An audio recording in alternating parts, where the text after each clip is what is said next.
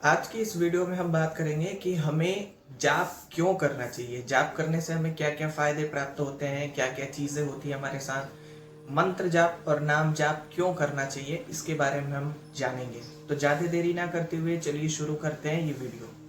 जय माता दी, जय श्री महाकाल। आप सभी का स्वागत है हमारे छोटे से प्यारे से यूट्यूब चैनल भगवती कृपा में।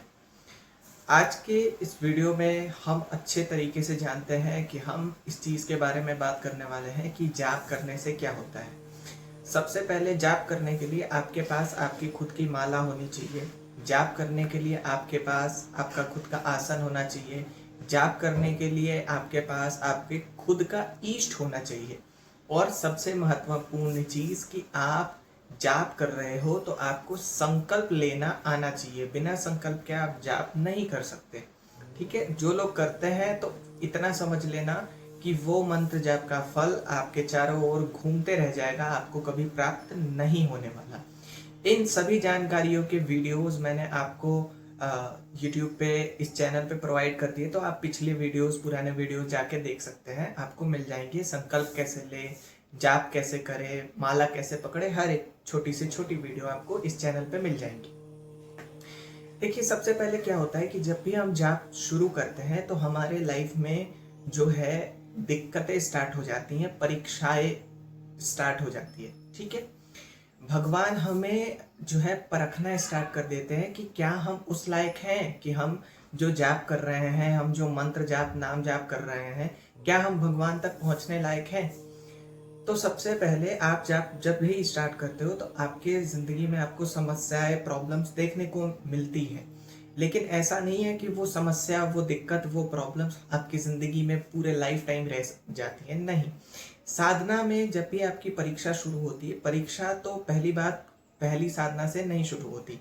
जब आप एक ही मंत्र की साधना 2-3 बार 4 बार करते हैं तो बीच में भगवान आपकी परीक्षा लेने स्टार्ट कर देते हैं। भगवान ये चेक करते हैं क्या आप भगवान के करीब जाने लायक हो, इसलिए परीक्षा होती है। उसके बाद जब हम परीक्षा में पास हो जाते हैं तो हमारे ऊपर देव कृपा होने लगती है। देव कृपा का मतलब कि हमारी तरंग अब हमारे इष्ट से जुड़ने लगती है। जैसे हम शिव जी के भगत हैं तो शिव जी से जुड़ने लगेगी, माँ भगवती के भगत हैं तो माँ भगवती से जुड़ने लगेगी। कई लोगों के साथ क्या होता है कि वो अगर कृष्ण भगवान को पूज रहे हैं तो उनके पास काली माता की भी तरंग होती है। अब इसमें कोई संकोच करने की बात नहीं है, क्योंकि आप जो भी पूजा पाठ करते हो तो हर एक देवता की कड़ी एक दूसरे से जुड़ी हुई है। माँ काली माँ भगवती एक ही है, कृष्ण भगवान माँ काली एक ही है, या फिर शिव जी माँ काली एक ही है। हमारे देखने का जो भाव होता है ना, वो हमारे देवी देवताओं को अलग अलग बनाता है। तो सारे देवी देवता कहीं ना कहीं एक दूसरे से जुड़े हुए हैं। और बहुत सारे टाइम पे तो ये देखने को मिलता है कि हमारे पिछले जन्म के कर्मों के हिसाब से भी हम चाहे कोई भी मंत्र जाप कर ले, अगर हमारे पिछले जन्म में गणेश जी की कृपा रही है तो सबसे पहले हमारे पास किसी भी मंत्र से गणेश जी की कृपा चल के आ जाएगी। अब जब भी कृपा आपके पास चल के आएगी तो आप देखेंगे कि आपके ऊपर जो भी रोग हैं, दोष हैं, वो काम करना बंद कर देते हैं। आप अपने शरीर के हिसाब से स्वस्थ होने लगते हैं। ठीक है, आपके अंदर अगर आलसपना है, आपके अंदर किसी भी प्रकार की दिक्कत है, तो वो धीरे धीरे खत्म होने लगती है जाप से या फिर नाम जाप से। अगर आप जाप के क्षेत्र में और आगे बढ़ते हैं तो आप ये नोटिस जरूर करते होंगे कि आपको अनुभव होना चालू हो जाते हैं। अनुभव होना मतलब रात को शिवलिंग दिखना, सपने में हनुमान जी के दर्शन होना, माँ भगवती के दर्शन होना, या फिर आप कहीं आ रहे हो, जा रहे हो, कहीं नकारात्मक शक्तियां हैं उनका अनुभव हो जाना कि हाँ, यहाँ कुछ तो गलत है, कुछ तो बुरा है। ठीक है, किसी के लाइफ में कुछ उथल पुथल चल रहा है, आप उसके बारे में जान पाते हो कि हाँ, कुछ तो बुरा है उसके साथ, या फिर आपको सपने में वो चीजें दिखाई पड़ती हैं। तो जाप से ये बहुत बड़ा जो है हमारा शुरुआत होता है।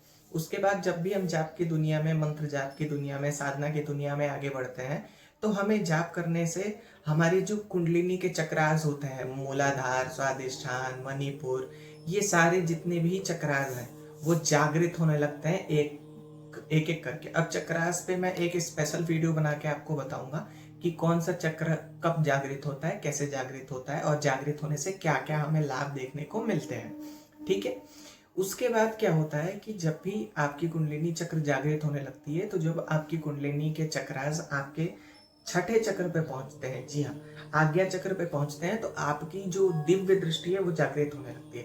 कई लोग पूछते हैं कि भैया मुझे शिव जी वाली दिव्य दृष्टि चाहिए। तो सबसे पहली बात कि शिव जी वाली दृष्टि जो है वो दिव्य दृष्टि नहीं होती, वो त्रिकाल दृष्टि होती है। त्रिकाल दृष्टि मिली है, बहुत सारे लोगों को मिली है, लेकिन वो लोग आज भी पहाड़ों में या फिर दुनिया के एकांत में बैठ के तपस्या कर रहे हैं। उनको दुनियादारी से कोई मतलब नहीं। एक से एक बड़े अघोरी हैं, एक से एक बड़े नागा साधु हैं, एक से एक बड़े संत को वो त्रिकाल दृष्टि मिली है। सबको नहीं मिलती है, क्योंकि वो दृष्टि आपको पास्ट, प्रेजेंट और फ्यूचर तीनों दिखा सकती है। क्या होने वाला है, क्या हो रहा है, क्यों हो रहा है। ठीक है, तो आपकी दिव्य दृष्टि जागृत होने लगती है। दिव्य दृष्टि जब भी जागृत होती है तो दिव्य दृष्टि जागृत होने से आपको क्या क्या फायदा है।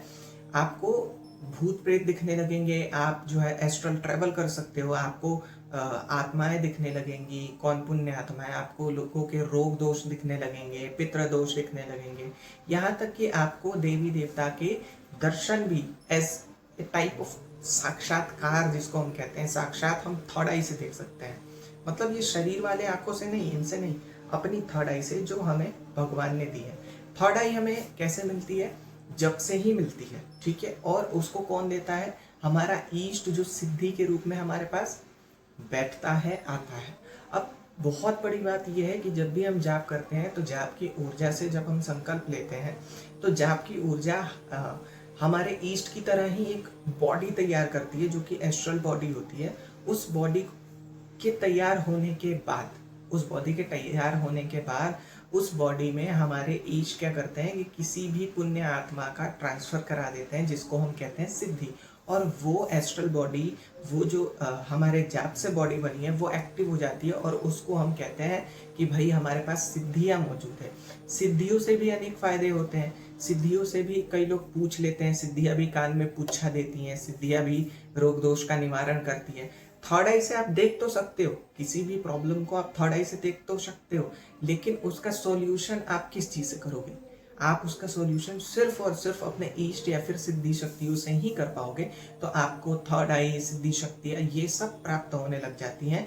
मतलब आप उस चरम सीमा पे पहुंच जाते हो जहां तक आपने एक्सपेक्ट भी नहीं किया होगा।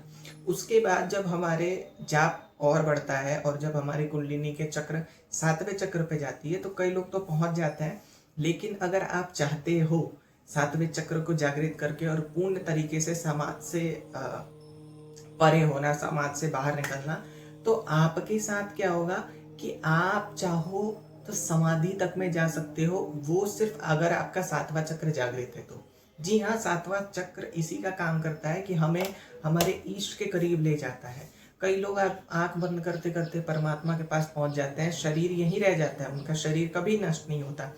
बड़े बड़े मतलब जो ऋषि मुनियों के साथ होता था पुराने टाइम में, द्वापर में, सतयुग में, त्रेता युग में, उसी तरीके से इस कलयुग में भी पॉसिबल होता है। कब? जब आपके 7वां चक्र खुल जाता है तो आप दुनिया से परे हो जाते हो, आपको किसी चीज से मतलब नहीं रहता, आपको सिर्फ और सिर्फ आपका भगवान चाहिए। और एक समय आता है कि आपका 7वां चक्र ही और आपकी दुनिया से जो आप परे हो चुके हो, वही चीज आपको आपके ईश के साक्षात दर्शन करवाते हैं।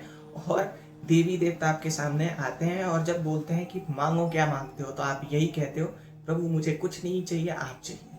तो ये सब जाप के फायदे होते हैं। बहुत सारे लोग धन की समस्या से जूझ रहे होते हैं, बहुत सारे लोग बहुत चीजों से जूझ रहे होते हैं। तो देखो, जब लाइफ में परीक्षा चलेगी ना जाप में, तब आपको हार नहीं मानना है, क्योंकि वो कहीं ना कहीं आपकी एक ऐसा टेस्ट होता है ना जो आपको आपके इष्ट के करीब पहुंचाता है। ठीक है, तो जाप जब भी आप कर रहे हो तो आपको ये सब चीजें प्राप्त होने से पहले आपकी परीक्षा होगी, आप बस उसमें अडिग रहो। बाकी आप, मैं मतलब ऐसी ऐसी चीजें है ना जो मैं बता नहीं सकता।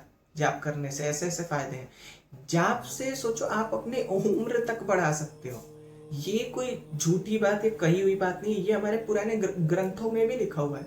ठीक है, मार्कंडे जी महान भक्त थे, अल्पायु थे, यमराज आए, महाकाल प्रकट हो गए। ठीक है, तो ऐसी ऐसी चीजें आपको अध्यात्म में, आपको जाप में देखने को मिलती है, और ऐसी ऐसी चीजें जो सिर्फ आप ही के साथ हो सकती हैं। तो जाप अगर आप कर रहे हो तो मन लगा के करो, बहुत अच्छे तरीके से करो, सब पे ध्यान दो। आप अपने निजी जिंदगी में अगर मृत्यु लोक में आए हो, भगवान ने भेजा है, तो यहाँ की भी क्रियाएं करो और साथ में उस जगत की भी क्रियाएं करो, जगतपति के लिए भी क्रियाएं करो, ताकि आप हर क्षेत्र में बैलेंस रख सको, हर क्षेत्र को बैलेंस रख के चल सको।